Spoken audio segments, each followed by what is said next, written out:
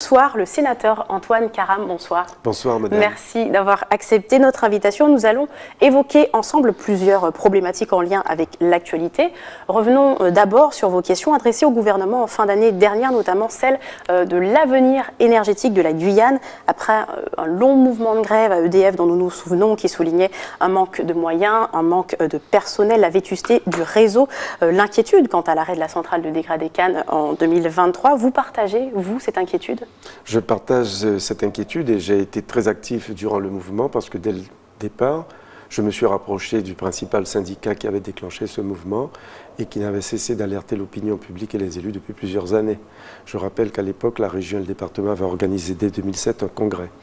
Des décisions, des délibérations, des résolutions avaient été prises et elles n'ont jamais abouti. Et moi, je suis parti de débats sur la transition énergétique d'une déclaration de Mme Ségolène Royal qui avait dit qu'il fallait qu'il y ait de l'électricité pour tous. Sauf que vous savez qu'en Guyane, une bonne partie de la population n'a pas d'électricité. Alors justement, concrètement, qu'est-ce qui va se passer d'ici 2023 ? Bien, il y a ce qu'on appelle maintenant la PPE. Alors la PPE, c'est l'affaire non pas seulement de la CTG, la collectivité territoriale de la Guyane, et de l'État, mais c'est l'affaire de l'ensemble des Guyanais dans leur diversité. Il faut absolument qu'on mette de l'électricité partout, sur tout le territoire de la Guyane, et la PPE va déterminer quelle forme d'électricité il nous faudra. Alors vous savez qu'il y a toujours l'éternel débat entre l'énergie renouvelable et le thermique. Moi je suis favorable aux énergies renouvelables. Je pense qu'en Guyane et au thermique, de toute façon nous n'aurons pas le choix avant plusieurs années de continuer à avoir du thermique, mais pourvu qu'il y ait de l'électricité sur tout le territoire, dans les zones les plus enclavées, jusque dans les zones urbanisées. Vous proposez en tout cas donc une centrale thermique en remplacement de celle de dégradé Cannes ? Moi je prends à mon compte la proposition faite par les forces salariales d'EDF, et oui, il faudra une centrale thermique, une seconde, en attendant que l'on puisse passer au tout énergie renouvelable dans les années 2030.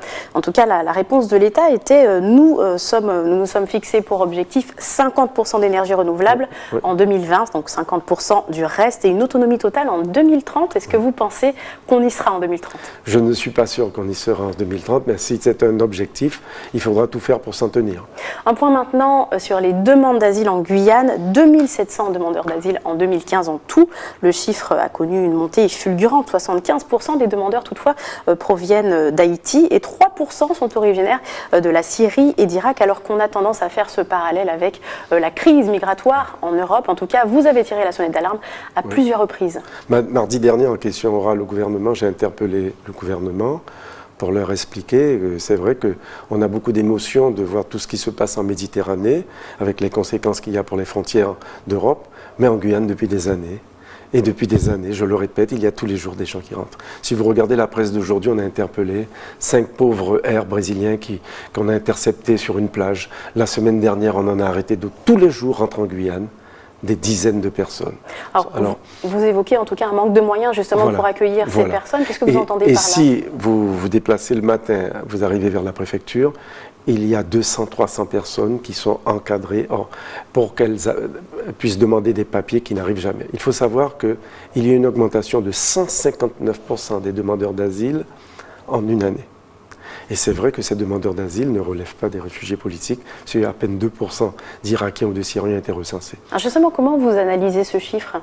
Le chiffre puisqu'on a 159% d'un coup, alors qu'on a tendance à faire ce lien avec la crise migratoire européenne. Parce que beaucoup de personnes, vous savez que la législation française, en tout cas le droit français dit, dès que vous arrivez à une frontière française et que vous dites vous êtes demandeur d'asile, on est obligé de vous accepter. Alors ça dure 6 mois à 1 an. Sauf que lorsque l'OFPRA a fait son enquête et vient déterminer qui est demandeur d'asile ou pas, 98% de ces personnes ne sont pas des demandeurs d'asile.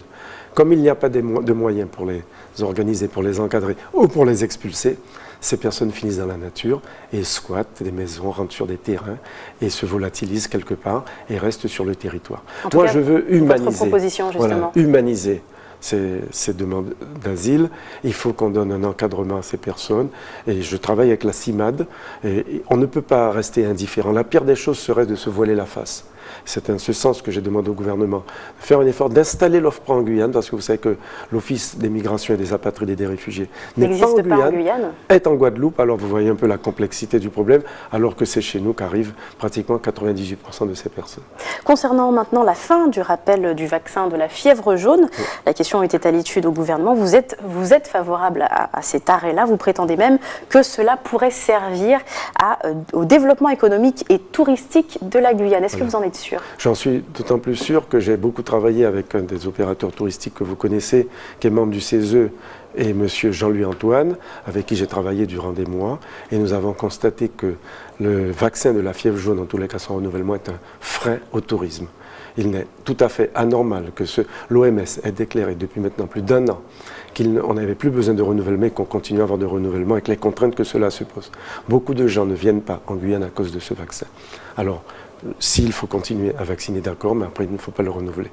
Moi je suis, alors on a parlé de la fièvre jaune, mais on pourrait aussi évoquer, on aura l'occasion peut-être un jour de venir sur le fameux visa. Voilà, les visas, autant pour le ciel et Surinamiens que pour les Brésiliens. Comment voulez-vous que nous on ne demande pas des visas pour aller au Brésil et qu'on impose à des Brésiliens de venir? Tout le monde sait que les clandestins n'ont pas besoin de visa, ils passent sous les ponts, enfin attendons que le pont soit ouvert, ils passent par la mer, ils passent par le fleuve, par la forêt, c'est ce qu'on nous a annoncé. Mais enfin tout cela pour vous dire, moi je pense qu'il faut briser les carcans qui nous empêchent de faire de la Guyane un pays qui accueille, avec ce qui vient de se passer sur la déclaration faite par Madame la ministre et le Zika. Alors, je pense qu'encore les images les plus négatives sur la Guyane. On va parler d'une autre ministre très rapidement. Voilà. Vous en doutiez, elle murmure aujourd'hui aux oreilles des jeunes. Christiane Taubira dit au revoir à son poste de la place Vendôme. Elle a sorti aujourd'hui son livre. Que pensez-vous de ce départ de la ministre de la Justice? Il était attendu et inéluctable à partir du moment, vous savez que Christiane Taubira, et j'en parle avec objectivité, puisque nous avons été adversaires politiques pendant des années, est une personnalité de conviction.